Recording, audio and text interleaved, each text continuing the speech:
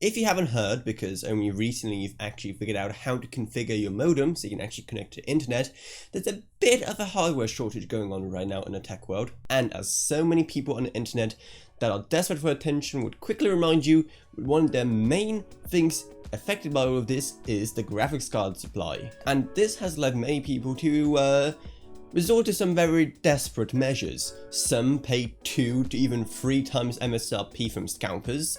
Others just use old graphics card like a GT 710, which relatively speaking is just slightly more powerful than a graphic calculator, while many others are just pure out of luck and don't have a graphics card at all to run in a brand new PC, which means they can't even use it unless they have integrated graphics. And for integrated graphics, this is very good news, because all of a sudden they're becoming way more relevant. So can you build a really powerful PC with just an APU?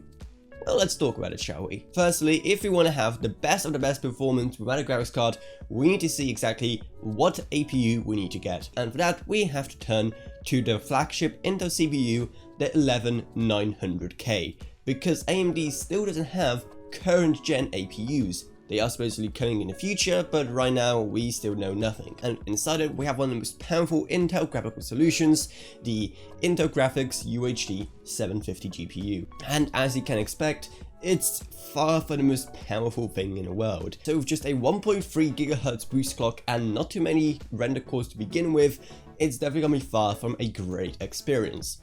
However, that doesn't mean it will be a bad experience, as long as you also configure the rest of your system correctly. Now, one mistake that many people do when building a PC based on an APU is that they don't include enough memory, because while they're enjoying feeling so alternative building a PC with an APU, they do forget that a graphics card comes with its own memory, and modern graphics cards have a lot of it. But with integrated graphics, your CPU and GPU share the same system memory. So because of that, 16 gigs of RAM is an absolute minimum for this kind of build.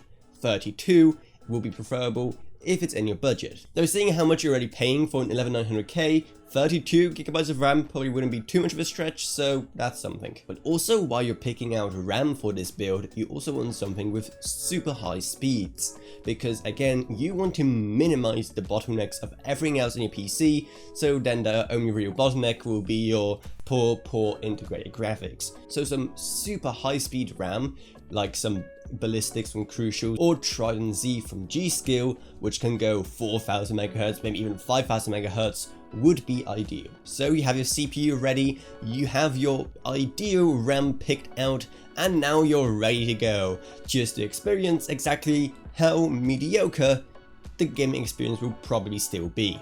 And its maximum theoretical texture rate and pixel rate will fall somewhere in line with a graphics card like the GTX 1050 Ti, a budget Pascal card that's quite a few years old now, while the 11900K was just released earlier this year. So that at least will give you some kind of idea of how this kind of system would perform. But do keep in mind that it's a bit of an unfair comparison for several reasons. Firstly, the 1050 Ti only had 4 gigs of GDDR5 memory, while with our dream graphics cardless PC over here, the integrated GPU could use up way more than 4 gigabytes as long as there's enough system memory. Not to mention that modern DDR4 RAM will be much faster than the memory clock on the 1050 Ti. And also, back when the 1050 Ti was a relevant card, okay, I say that while it unironically became relevant again because people are trying to find any graphics card they could use, we didn't have CPUs that were as powerful as the 11900K, because it is one of the most powerful gaming CPUs we currently have around. So the combination of this super fast CPU plus modern integrated graphics plus also our super modern and fast DDR4 memory, it will still make for at least a decent gaming experience, at least in 1080p. Because do remember that when you go to any resolutions higher than 1080p, the CPU pretty much stops mattering, and the only bottleneck will be your graphics card, which we're kind of lacking here. So don't expect anything close to playable at 1440p or especially 2160p. So yes, you may be getting yourself one of the best gaming CPUs around, but you're going to be stuck with 1080p regardless. That's not even to mention one of the biggest drawbacks of the 11900K over here, because as has been documented by pretty much every single tech reviewer out there, the 11900K runs hot. Like super hot. So when you have both the CPU and the GPU run together on a single chip, the temperatures will be extremely high, especially when you try to overclock either the CPU or the GPU to get even more performance out of it. Which you definitely can do, and with a system like this, overclocking will be a huge factor in getting good and playable frame rates. So if you do want to overclock, a super high-end air cooler, or even a triple fan radiator AIO or custom water cooling loop is a must, which is going to make this rig even more expensive for a rather underwhelming final frame rate. But I know what you may be saying, but Avrona, you beautiful specimen, the reason so many people are building APU based PCs right now is so they can upgrade to a graphics card at a later date. And while that is true, building an APU-based PC, especially such a high-end APU PC, also carries some risks, and in the future, you may be suffering from some major FOMO, and you may be regretting quite a few of your purchases. Firstly, if you're buying such a high-end APU like the 11900K, you also need a really high-end graphics card so you don't end up with a bottleneck because you spent way too much on your CPU, and now your graphics card won't even be able to keep up. So if you're going for 11900K, you pretty much need something like a 3080, 3080 Ti, or a 3090 at least, or the AMD equivalents. Additionally, while right now Intel is king of APUs, AMD is set to release Ryzen 6000 APUs rather soon. But while we don't know too much about them, we can expect that they probably won't be performing as well as Intel's, though they'll probably come at a lower price to compensate. And I did a video on these APUs, so go and check it out. It's gonna be up in the iCards. I can never remember where iCards are. One day I'll remember. One day.